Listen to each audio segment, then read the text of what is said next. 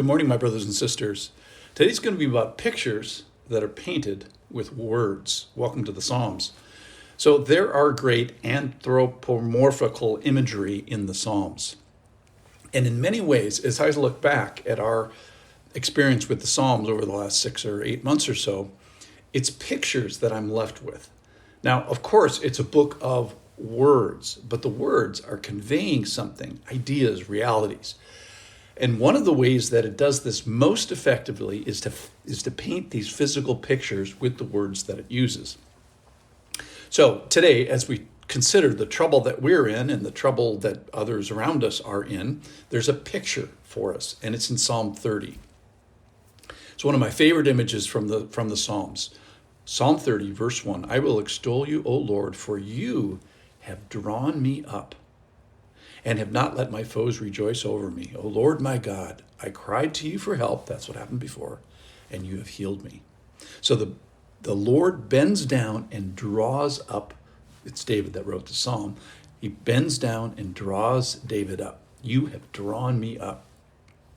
So this is the image of what a person would do to get to scoop water out of a stream. You bend down first, then you draw it up to yourself.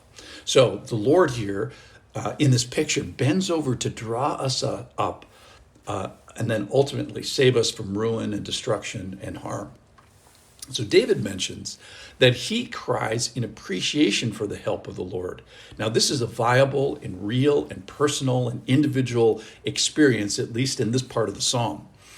And then he moves from the first person to the second person that, more of us would be drawn up by the Lord and rescued in this way. That more of us would ask the Lord to personally draw us up. Verse 3, O Lord, you have brought up my soul from Sheol. You have restored me to life from among those who go down to the pit. Sing praises to the Lord, O you saints, and give thanks to his holy name. So the Lord in this psalm reaches down, bends down, and draws up and rescues David. So here's a question for each of us. Is what one area of our life, or many areas of our life, would you ask the Lord that you would draw us up unto himself? What topic would you ask the Lord to bend down and scoop you up and help you in? Personal integrity, diligence, your zipper, your tongue, your thoughts that underpin each of these. And I think it's also not an inappropriate picture that we can use to ask the Lord for those people that are around us that need some sort of a rescue. Who do you know that needs the Lord's care in such a way today? Who is in mourning? Who's in the hospital? Who's in relational strife? Who needs a job? Who is in spiritual peril? Who needs forgiveness? Who needs to ask forgiveness? Who is suffering desperately with temptation? Who needs the Lord's help with all of that? So in other words, all those topics are asking, Lord, would you draw that person up? So what person could use this kind of rescue to be drawn up, captured, and rescued by the Lord? So I'm extending David's ask, which is draw me up, to draw us up.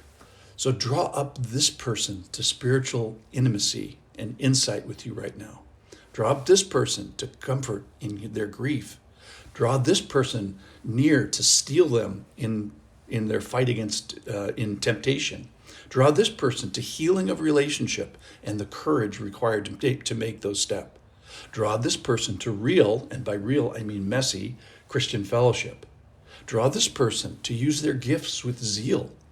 Draw this person to break selfishness and move them towards service. Draw this person up to the blessing of discipline and the conviction of sin. Draw this person up to the favor of bearing the burdens of their work. And maybe draw up this person to yourself, even as they face death. I think of Psalm 116, verse 15. For precious in your sight is the death of your saints. So I heard someone use the phrase recently, humble prayers. And I kind of blew my mind, because are there any other kinds? Are there prideful prayers? Now, in honesty, there probably is prayers that start as prideful. But I would ask, are they effective? Are they pleasing to God? So we've been on this theme here recently, blessed are the meek. And remember, meek means bent. We're a bent people. The best of Christianity is a bent people. My favorite people certainly are the bent. My least favorite are the unbent.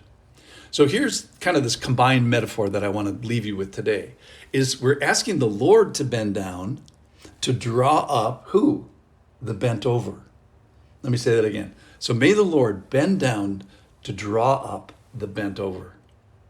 So will you come, Lord, and draw us to yourself in our need, our desperation? We all have a most needful thing, something we don't understand, something we're afraid of, some severe test that we face. For those, God, would you draw us up? To where? To yourself, to the bosom of intimacy and communion and communication. You know we are dust. You know our frame. Now, Psalm 30 ends with a song and a praise and a dance. So draw me to this gratefulness. Draw me to this dance with you. Draw me to dance with you as I walk this walk with you, and maybe have a little bit of rhythm to it. Call it a dance. So I think if you are experiencing the bending down of the Lord to draw you up, perhaps a little rhythmic movement would be in order. And if you collectively are experiencing this, which is what David ultimately is asking in Psalm 30, collectively experiencing this with a group of people, a fellowship group, then the bending of the Lord to you, then perhaps a collective dance would be in order. So let's remember this, Psalm 30, verse 1. If we don't remember the words, let's remember the image. May the Lord bend down to draw up the bent over. Thanks for listening.